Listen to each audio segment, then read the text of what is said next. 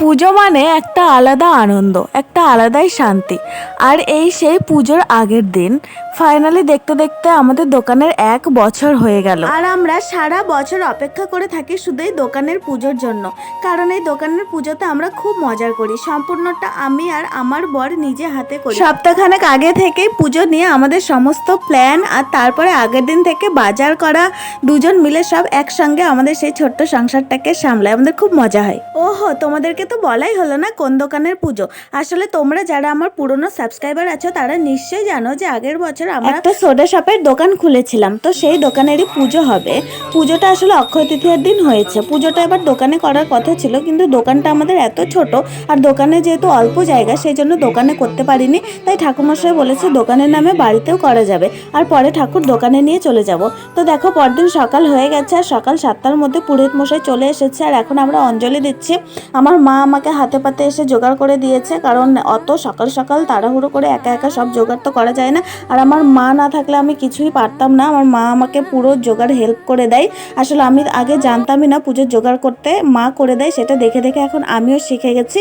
তো দেখো এদিকে এখন লুচি ভাজা হচ্ছে। আসলে পুজোর আগে কিছু লুচি ভেজে ঠাকুরকে দেওয়া হয়ে গেছে। সব লুচি তো আর ভাজা হয়নি, অত সকালে অত তাড়াহুড়ো করে তো আর ভাজা যায় না, সেই জন্য পুজো হয়ে গেছে, পুরোহিত মশাই চলে গেছে।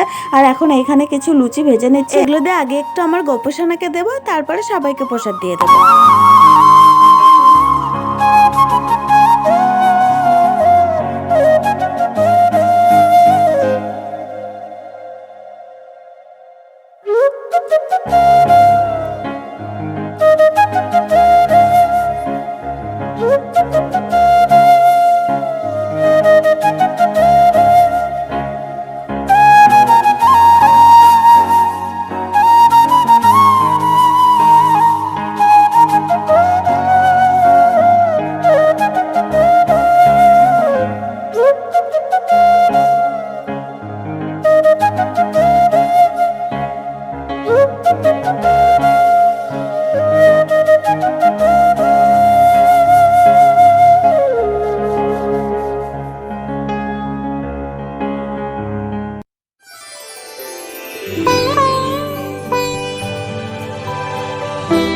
তো বন্ধুরা দেখো আমাদের লুচি টুচি ভেজে ভোগ দেওয়াও হয়ে গেছে, আর এখন আমি আর আমার মা একটু প্রসাদ খেয়ে নেব।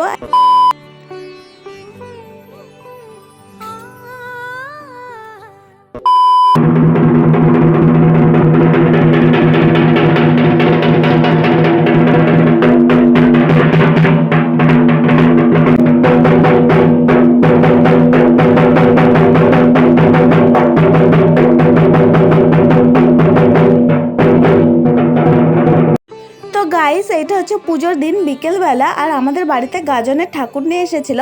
আসলে আমাদের এখানে পরের দিনে আবার কালবৈশাখীর মেলা আছে, সেইখানে চড়ক ঘোরানো হবে আর কিছু কিছু খেলাও দেখানো হবে। তো যাই হোক, চলো এবার আমরা আবার আমাদের পুজোর দিকে যাই। তো বন্ধুরা, ঠাকুর মশাই বলেছিল যে পুজোর 2.5 দিন পরে সব তুলে যেন নদীতে এসে ভাসিয়ে দিই। তো সেই জন্য 2.5 দিন পরে আমরা চলে এসেছি নদীতে, আর এখানে এসে পুজোর যে ফুল টুল যত যা ছিল সব এখন নদীতে ভাসিয়ে দেব। আর দেখো নদীর যে অবস্থা, সামনে ড্যাম করে এইদিকে একেবারে নদীর কি বাজে অবস্থা হয়ে গেছে।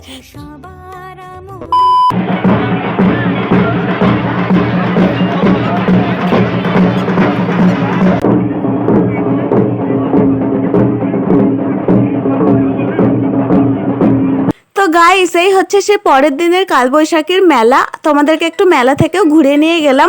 ভ্লগটা না অনেকদিন ধরে, প্রায় 2-3 দিন ধরে হলো। তো চলো আজকে এখানে এন্ড করে দিচ্ছি। ভালো লাগলে লাইক করে দিও। বাই।